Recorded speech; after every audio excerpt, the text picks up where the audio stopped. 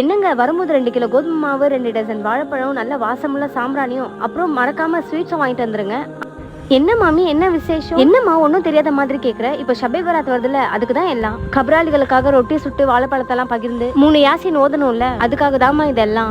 அஸ்தக்ஃபிருல்லா, என்ன மாமி இதெல்லாம்? அல்லாதான் நம்மள பாதுகாக்கணும். இஸ்லாத்துல இந்த மாதிரி ஷபே பராத் அல்லது பராத் இரவு அப்படின்றது ஒரு விஷயம் இல்லவே இல்லை. சொல்ல போனா இது மார்க்கத்துல புதிதாக நுழைக்கப்பட்ட நபிகள் நாயகம் ஸல்லல்லாஹு அலைஹி வஸல்லம் அவர்களும் சரி, அவர்களை பின்பற்றி நடந்த சஹாபாக்களும் சரி, யாருமே இந்த பராத் இரவு அப்படின்றத கொண்டாடவே இல்லை. நீங்க சொல்ற மாதிரி ஷாபானுடைய 15வது நாள் தனிப்பட்ட சிறப்பு இருக்கு அப்படின்னு குறிப்பிட்டு அந்த நாள்ல மட்டும் நோன்பு வச்சு சிறப்பான தொழுகையை நடத்தி வாழைப்பழம் இதெல்லாம் கொடுத்து செலிப்ரேட் பண்ண சொல்லி குர்ஆன்லயும் ஹதீஸ்கள்லயும் எங்குமே குறிப்பிட்டு இல்ல. குர்ஆன்லயும் ஹதீஸ்கள்லயும் சொல்லப்படாத எந்த ஒரு விஷயத்தையுமே நம்ம ஃபாலோ பண்ண கூடாது. நம்முடைய மார்க்க விவகாரத்தில் இல்லாததை புதிதாக எவன் உண்டாக்குகிறானோ அவனுடைய அந்த புதுமை நிராகரிக்கப்படுகிறது அப்படின்னு நபிகள் நாயகம் ஸல்லல்லாஹு அலைஹி வஸல்லம் அவர்கள் சொல்லியிருக்கிறாங்க.